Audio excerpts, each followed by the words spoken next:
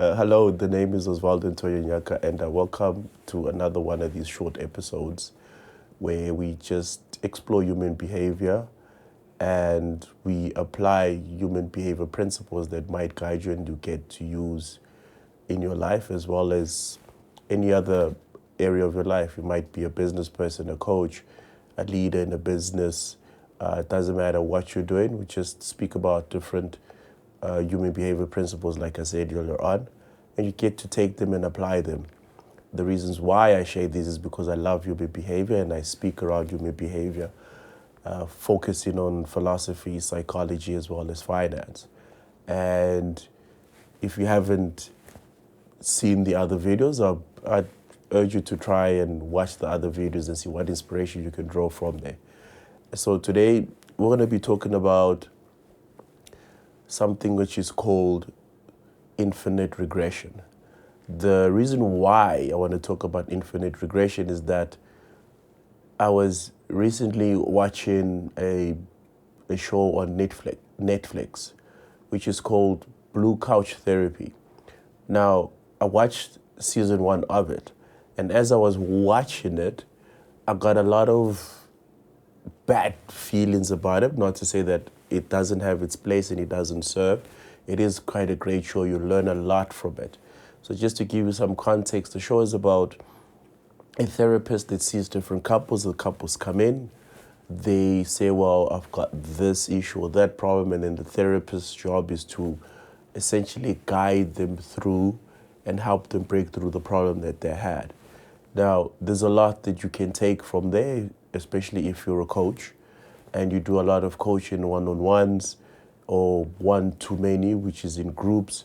Even if you're a leader of any sort, there is a lot of content and context that you can take from there and actually learn from there.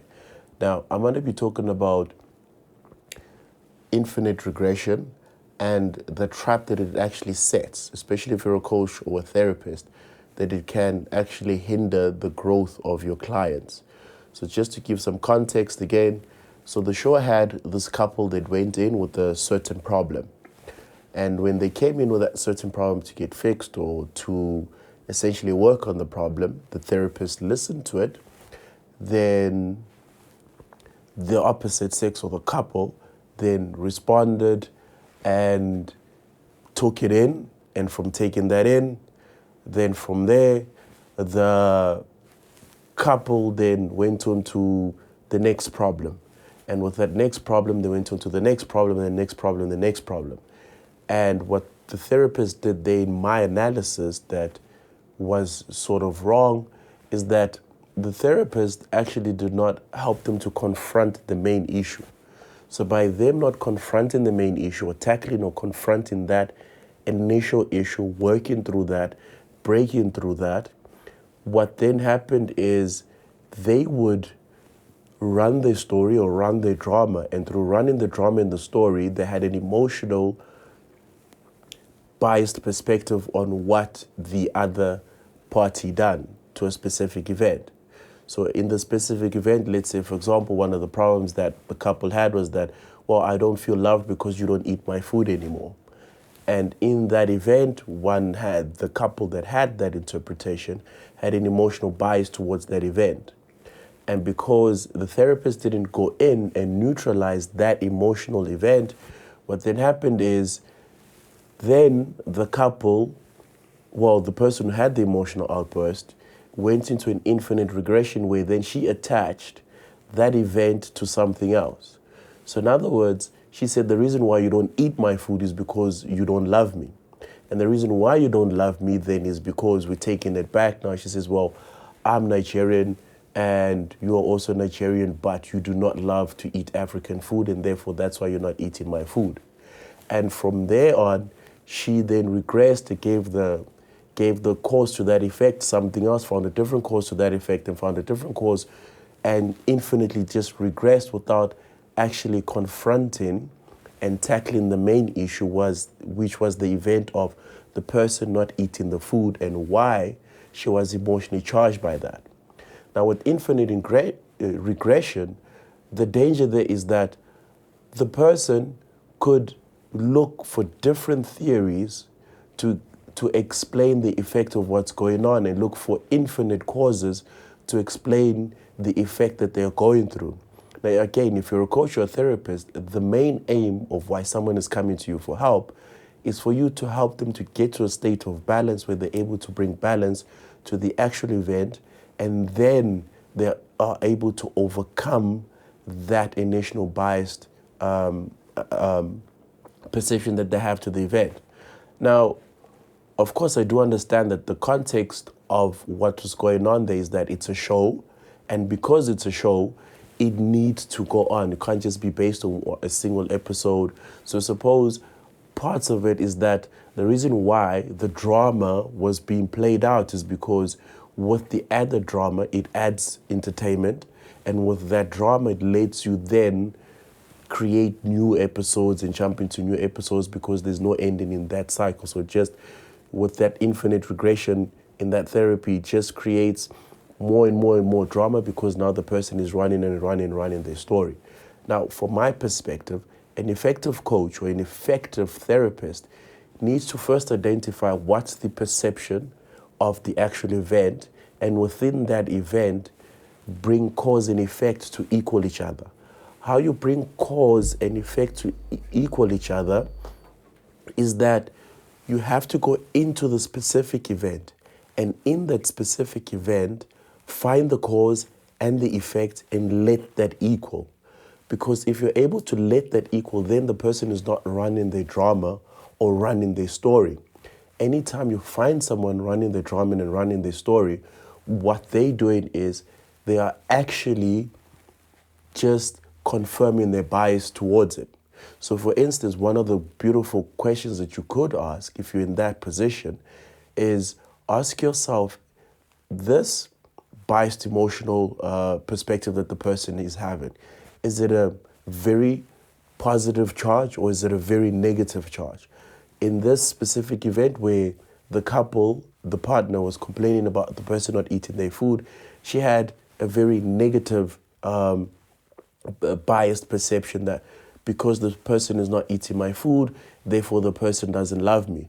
And if you study Viktor Frankl's work in his logotherapy, he goes in depth and actually explains that us as human beings, we're not affected by the events that happen to us. We are affected by the meanings that we give to events. So in this specific event, that the person's not eating their food, she attributed the meaning that this person does not love me. And because she had that biased perception of, oh, the person doesn't love me because of the action that they are taking, now I want to change that behavior and change that action. Therefore, they need to eat more of my food so that I feel loved. Now, that is what the biased perception led her to have this unrealistic expectation that the person must love my food, must eat my food, should eat my food. If the person does not eat my food, love my food, it means that they don't identify with the type of food that I eat.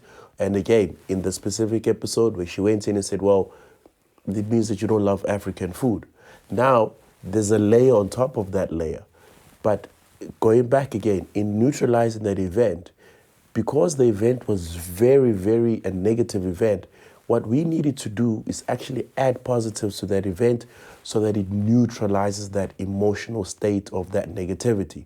In other words, we needed to add positives to the negative to bring balance to that emotional state so that she now varies away from the negative attribution that she has to that. So the moment that negative attribution goes up by the addition of the positives as to what are the positives that came out of him not eating the food, and what are the positives that continue to come from that event on until the present day that came from that event.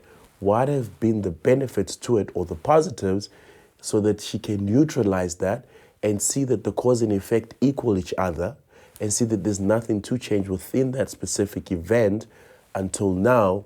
Then she'll become neutral and start to rationalize it and then move away from running the drama or the story that's in her head. By then doing that, the second phase to that then is to then go into that specific moment and actually find out what the actual positive was when the actual negative was. So this now brings us to what we call, I think, I don't know if it's in psychology or in philosophy, but in philosophy, it actually is in philosophy where we actually talk about first principles. And if you're a coach, therapist, again, what our main aim is in helping people is to get people to live by first principles. And first principles are principles where no matter what happens or no matter what our interpretations are, they will continue to be true. And one of those principles is that you can never get a support without a challenge. You can never get a cause without effect. By getting the mind to see things from the first principle, then the mind then becomes more rational.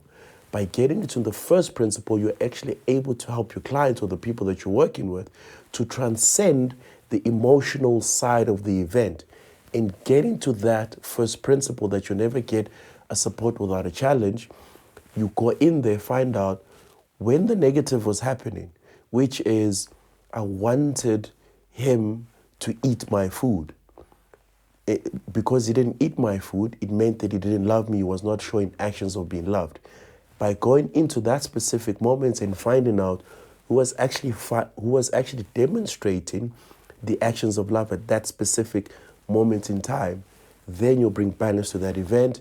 And by bringing balance to that event, you then transcend that infinite regression, because you're going to the first principle. Learning to be in the first principle means that you're not looking for more causes to the specific effect, but you're actually taking the cause and effect in that specific moment and equaling it out and bringing balance to it.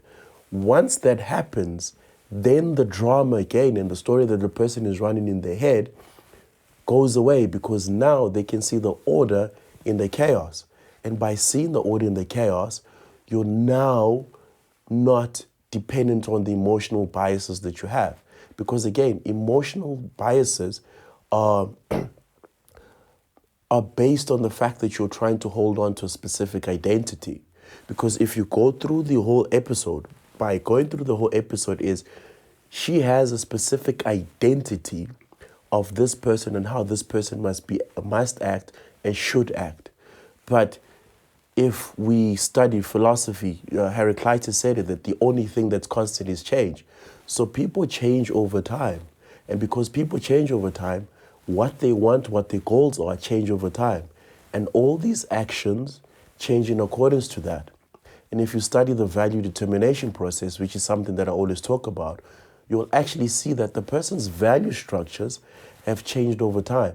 And your value structures have also changed over time.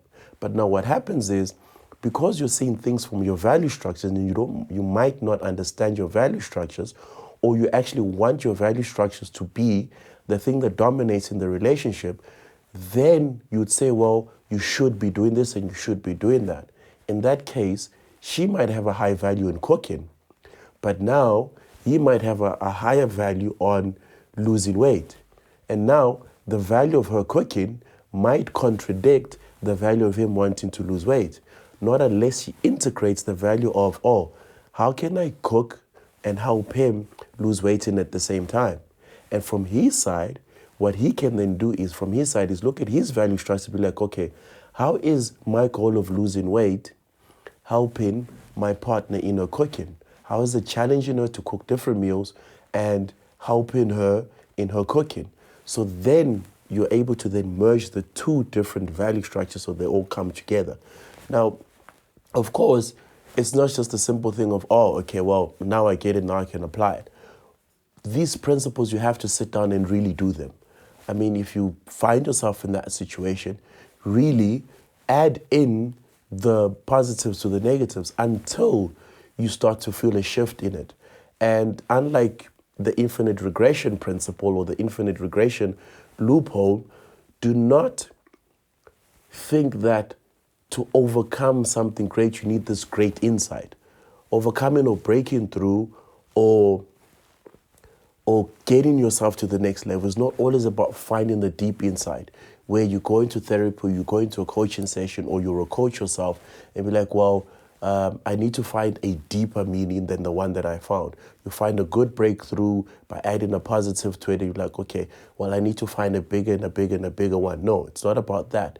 The main aim is to accumulate it so that it balances it out. And then the person comes out with not an emotional bias, but in actual fact, with nothing but love and gratitude for the action that the person took. And how you'll see this is in the person's language change. And when the person's language changes, they'll tell you, well, whether the behavior changes or not, I'm grateful that the person acted the way that they acted at the moment that they acted, and I wouldn't change it.